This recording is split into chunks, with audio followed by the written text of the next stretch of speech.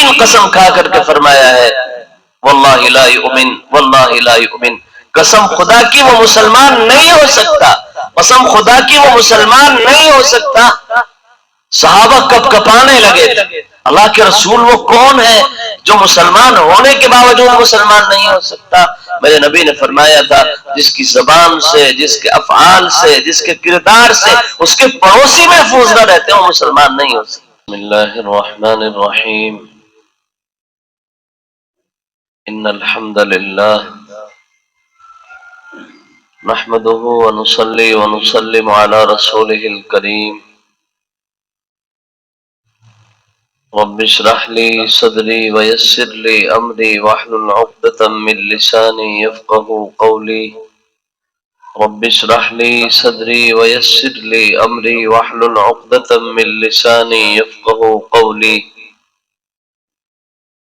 رب اشرح لي صدري ويسر لي امري واحلل عقدة من لساني يفقهوا قولي،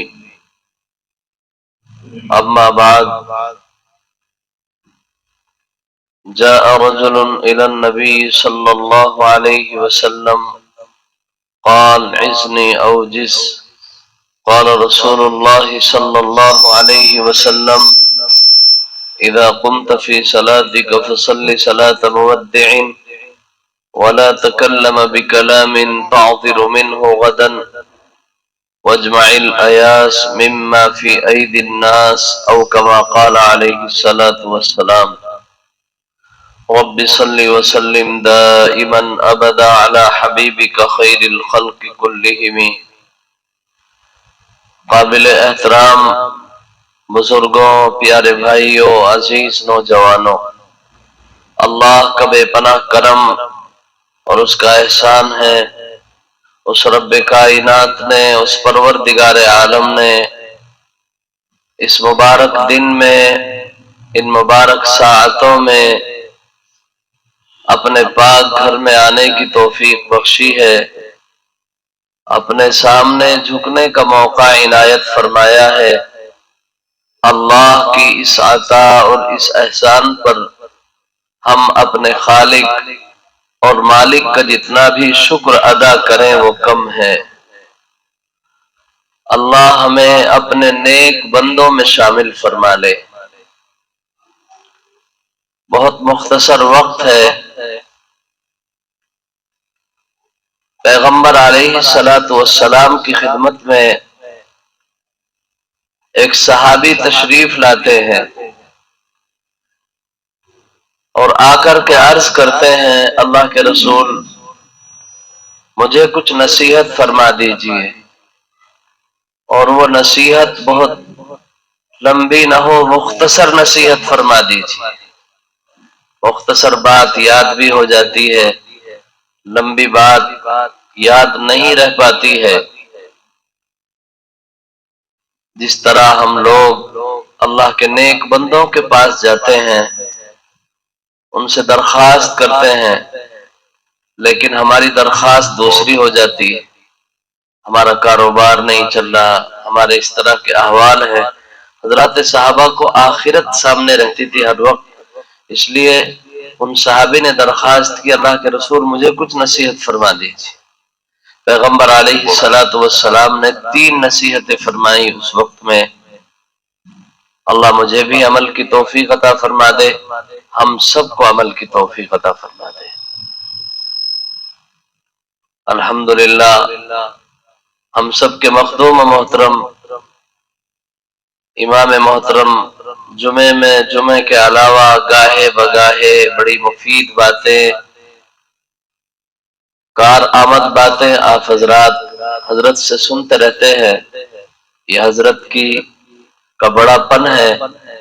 کچھ دیر کے لیے میں آپ حضرات کے سامنے بیٹھ گیا ہوں، اللہ مجھے بھی حق بات کہنے اور ہم سب کو سننے اور عمل کرنے کی توفیق عطا فرما دے۔ پیغمبر علیہ السلام نے فرمایا پہلی نصیحت یہ ہے جب بھی آپ نماز پڑھا کریں تو اس تصور کے ساتھ نماز پڑھا کریں شاید یہ میری آخری نماز ہو۔ کچھ پتا ہے اس رات کے سجدوں کو غنیمت سمجھو، کیا جانے صبح آنکھ کھلے یا نہ کھلے۔ بہت سارے بھائی رات کو بہت سکون سے سوئے، لیکن وہ ایسے سوئے کہ وہ نہیں اٹھ سکے، صبح قیامت سے پہلے کوئی ان کو اٹھا نہیں سکتا۔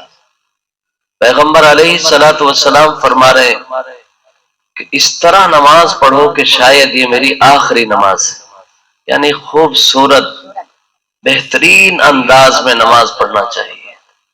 اللہ تبارک و تعالیٰ نے قرآن کریم میں کیا فرمایا ہے؟ الذی خلق الموت والحیات لیبلوکم ایکم احسن عملا۔ اللہ کی ذات وہ ذات ہے جس نے مرنے کو پیدا کیا، جس نے جینے کو پیدا کیا۔ کیوں یہ نظام اللہ نے بنایا ہے؟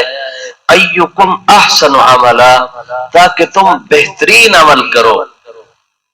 اللہ یہ بھی کہہ سکتے تھے تاکہ تم زیادہ عمل کرو۔ اس سے علماء کرام بیان فرماتے ہیں کہ اللہ کے یہاں عمدگی عبادت مطلوب ہے، کثرت عبادت اتنی مطلوب نہیں ہے۔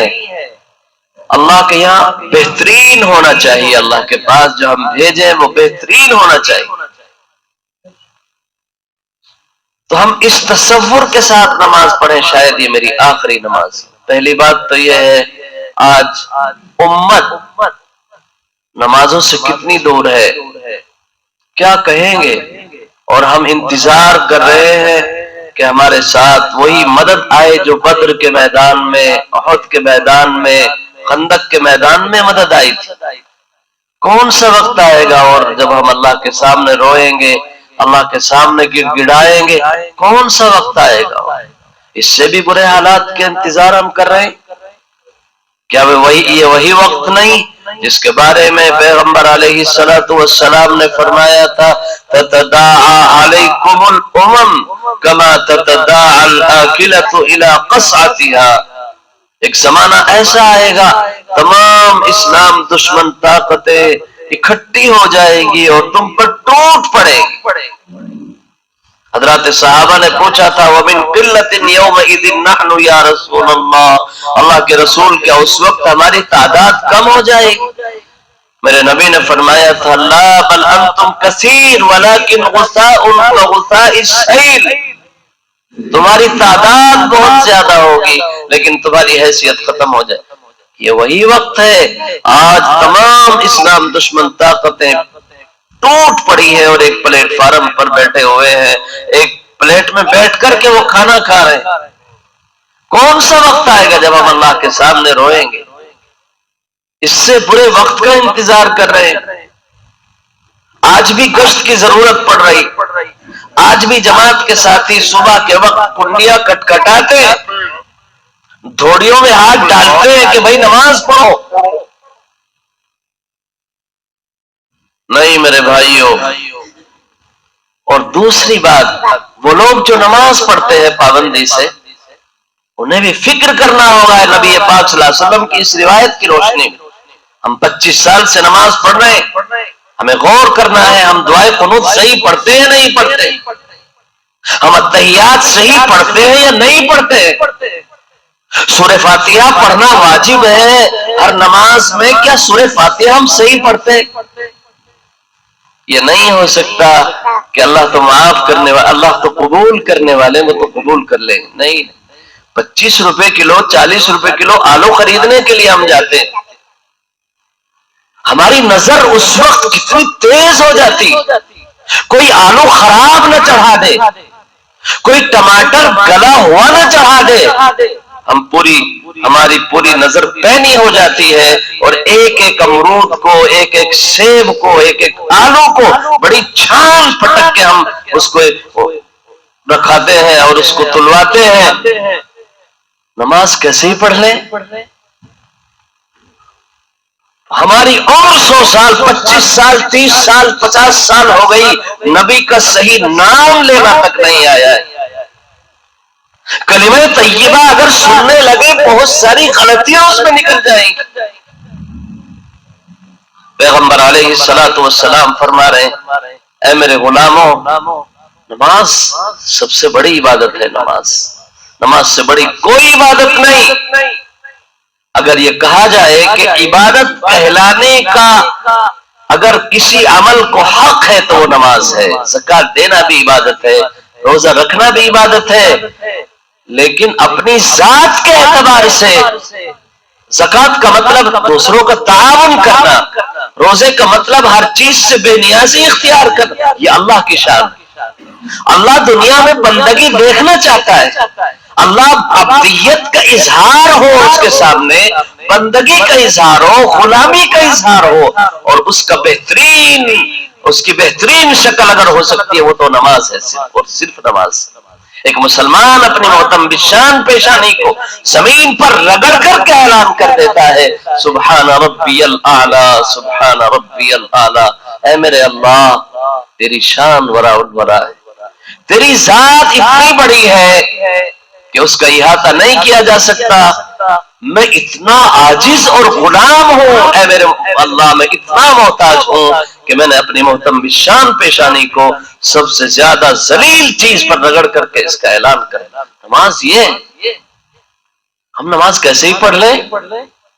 ہمیں اپنے امام کو, اپنے علماء کو اپنا استاذ بنا لینا چاہیے. امام صاحب میرا رکوع دیکھیں, میں اتنے دن سے نماز پڑھ رہا ہوں, میں رکوع تو صحیح, ایسا تو نہیں غلط کر رہا ہوں. ہم جب نماز پڑھیں گے اس تصور سے کہ شاید یہ سورہ فاتحہ آخری سورہ فاتحہ نہ ہو جائے, میں تسبیح پڑھ رہا ہوں سبحان ربی العظیم, شاید یہ میری آخری تسبیح نہ ہو جائے, اس لیے مجھے بہترین انداز میں تسبیح پڑھنی چاہیے, مجھے بہترین انداز میں قرآن کی تلاوت کرنی چاہیے. تو پیغمبر علیہ الصلوۃ والسلام نے کیا نصیحت فرمائی, اذا قمت فی صلاتک فصلی صلاۃ مودع. اے میرے بھائی, جب تم نماز پڑھو تو اس تصور کے ساتھ نماز پڑھو شاید یہ میری آخری نماز. جب اس تصور سے پڑھیں گے ہمارا ذہن ادھر ادھر نہیں جائے گا.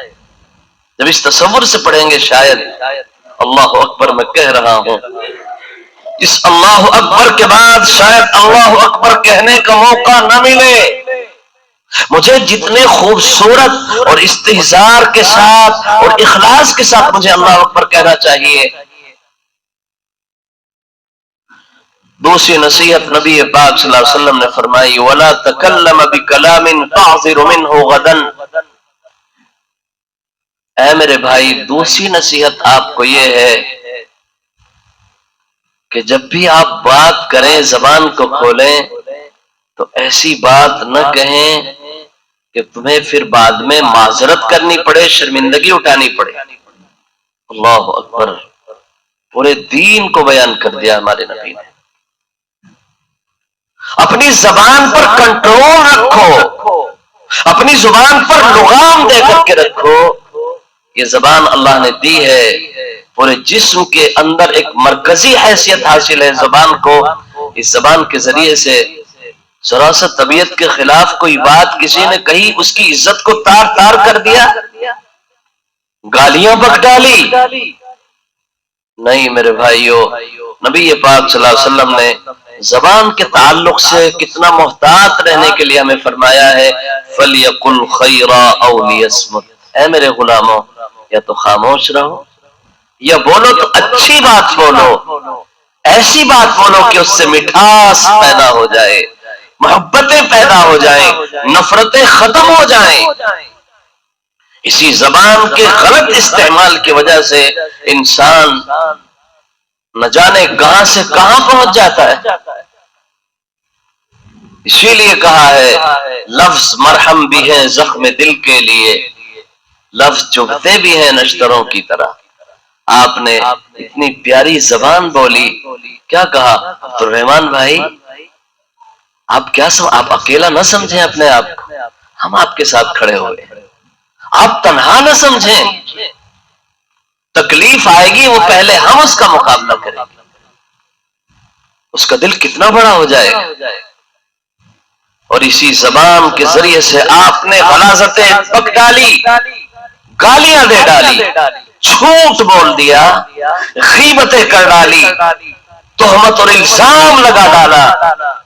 اس زبان سے کس قدر بدبو پھیل جائے گی، کس قدر نفرتوں کا بازار گرم ہو جائے گا۔ اس لیے نبی پاک صلی اللہ علیہ وسلم نے زبان پر کنٹرول رکھو، اپنی زبان پر لغام دو، اور یہاں تک میرے نبی نے فرمایا اے میرے غلاموں، اگر تم دو چیزوں کا استعمال صحیح کر لو گے تو میں اپنی ذمہ داری پر جنت میں تمہیں داخل کرا دوں گا۔ ایک زبان، ایک شرمگاہ، اگر یہ دو چیزیں ان پر تم نے کنٹرول رکھا، یہ زبان اللہ نے دی ہے، اس سے قرآن پڑھا جائے، اس سے میٹھی باتیں کی جائیں، اس سے فیصلے کیے جائیں، اس سے خیر کی باتیں کی جائیں، اصلاح کا پیغام دیا جائے، میرے نبی نے فرمایا جنت میں داخل ہو جائیں گے آپ۔ اس لیے میرے بھائیوں، اپنی زبان سے کسی کو تکلیف نہ دیں، یہ تہیہ کر لیں کہ یہ زبان تکلیف نہیں ہم کسی کو دیں، کوئی ہمیں کچھ کہہ رہا ہے کوئی بات نہیں، لیکن ہم اپنی زبان سے کسی کو تکلیف نہیں پہنچائیں گے۔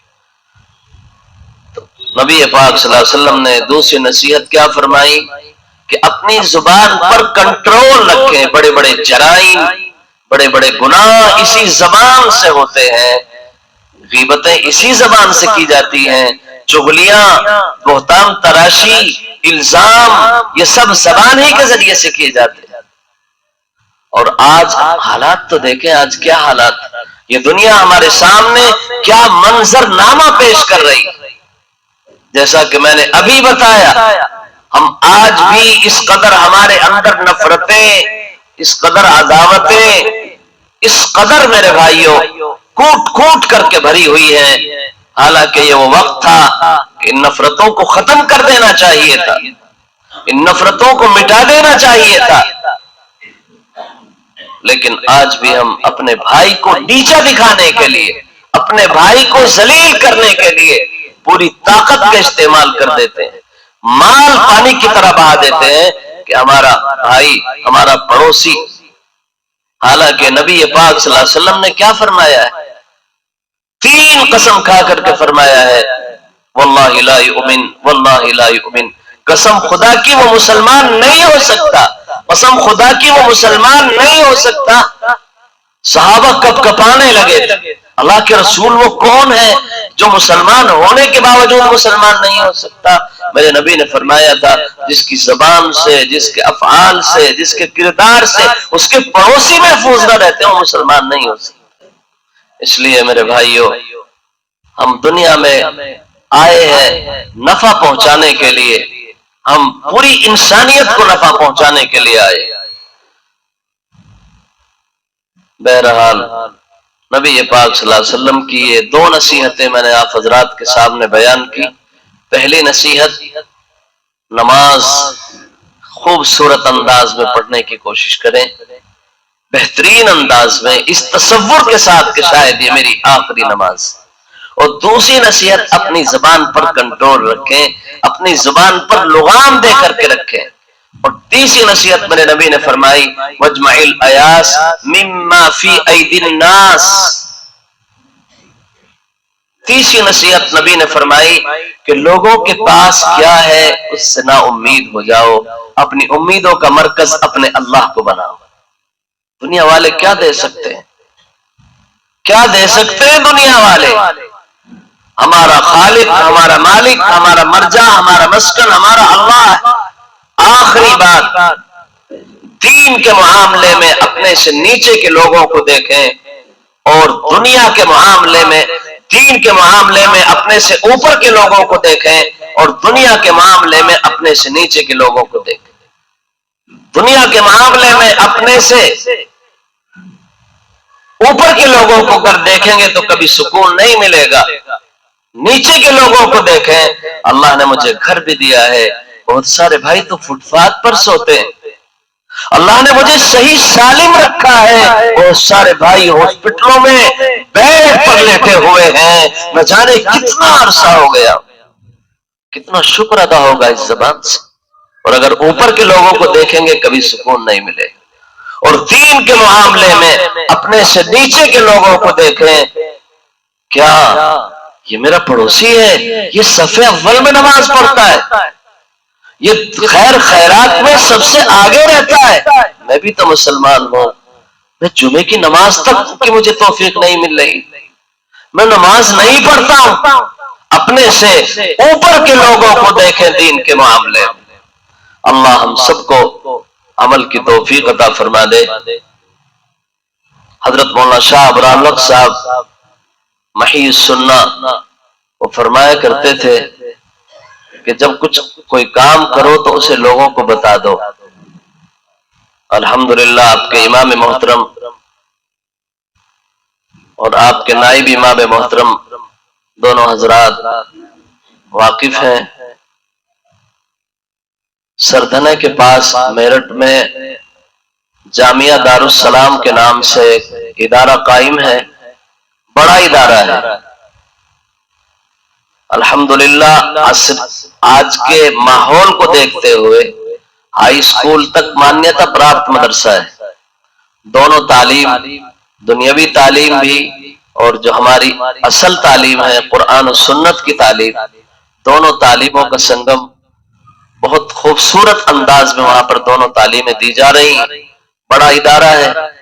آپ کے مولانا محمد ثاقب صاحب تو اسی گاؤں کے رہنے والے ہیں، اسی مدرسے میں پڑھے ہیں، ماشاءاللہ بڑا ادارہ ہے۔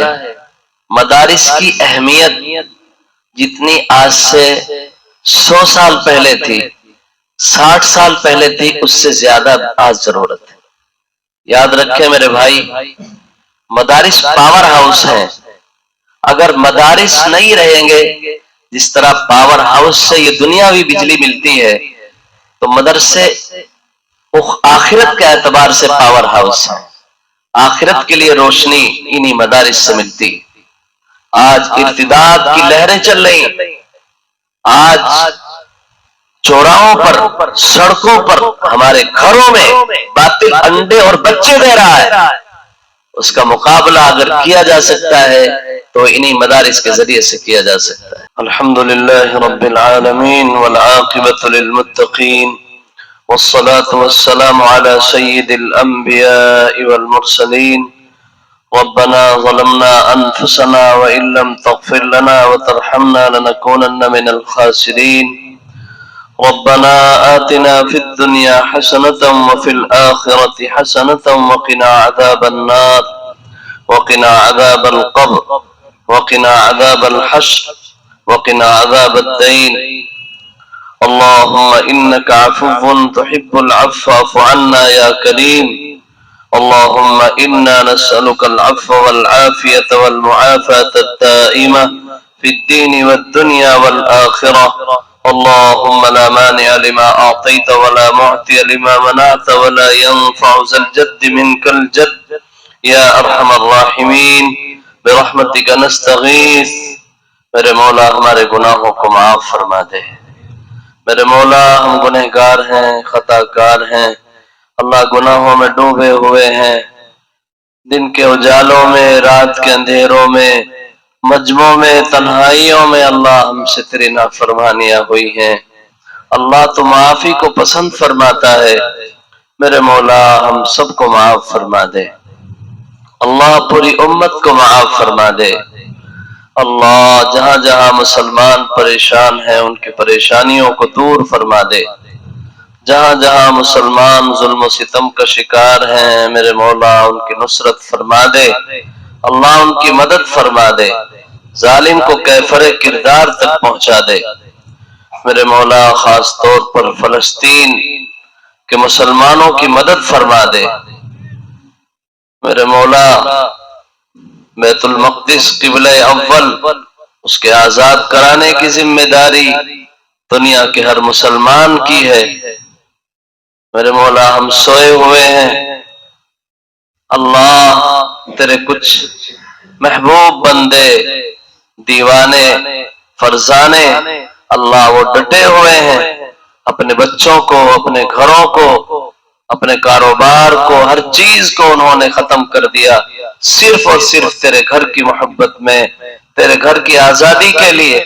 میرے مولا ان کی شہادت کو، اس قربانی کو اللہ قبول فرما دے۔ اللہ جس طرح وہ ڈٹے ہوئے ہیں میرے مولا مسلمان اسلامی حکومت کے سربراہ، اللہ ان کو اپنی ذمہ داریوں کو سمجھنے کی توفیق عطا فرما دے۔ اللہ مسلمانوں کی جان کی، مال کی، عزت کی، آبروں کی حفاظت فرما دے۔ اللہ جن بھائیوں نے دعاؤں کے لیے کہا ہے یا ان کو ہم سے امیدیں ہیں، اللہ ان کے جائز مقاصد میں کامیابی عطا فرما دے۔ اللہ جو بیمار ہیں ان کو شفا عطا فرما دے، جو مقروض ہیں اللہ ان کی قرض کی ادائیگی کی شکلیں پیدا فرما دے۔ اللہ جو بچے بچیاں بغیر رشتوں کے ہیں اللہ ان کی عمریں ہو چکی ہیں، ان کے رشتے ہو جائے۔ میرے مولا غلط رسومات نے، بیجا رسومات نے اللہ نکاحوں کو مشکل بنا دیا ہے، اللہ ہمیں شعور عطا فرما دے، سمجھ عطا فرما دے۔ اللہ جو بچے بچیاں بغیر رشتوں کے ہیں اللہ ان کو اچھے رشتے مرحمت فرما دے۔ اللہ اللہ میرے مولا ہر خیر کو مقدر فرما دے، ہر شر سے حفاظت فرما دے، اسلام کو غلبہ عطا فرما دے، باطل کو میرے مولا ختم فرما دے، باطل کی سازشوں کو فیل کر دے، اللہ ان کے منصوبوں کو انہی پر الٹ دے، اللہ ان کے ارادوں کو انہی پر الٹ دے، اللہ ان کی سازشوں کو ناکام بنا دے، مسلمانوں میں آپس میں اتفاق اور اتحاد پیدا فرما دے، انتشار کو میرے مولا ختم فرما دے، اللہ ہمارے سینوں میں آپس میں محبت پیدا فرما دے، بغض کو، حسد کو، کینے کو اللہ ختم فرما دے۔ میرے مولا آخرت کو سامنے رکھ کر زندگی گزارنے کی توفیق عطا فرما دے۔ میرے مولا شیطان نے، نفس نے اللہ ہمیں اپنا کھلونا بنا رکھا ہے، اللہ نفس اور شیطان کے دھوکے سے ہماری حفاظت فرما دے۔ اللہ حضرت نبی پاک صلی اللہ علیہ وسلم سے سچی عشق اور سچی محبت اللہ ہم سب کو عطا فرما دے، غیروں کے طریقوں کی نفرت اللہ ہمارے دلوں میں پیدا فرما دے۔ اللہ ہر خیر کو مقدر فرما دے، ہر شر سے حفاظت فرما دے۔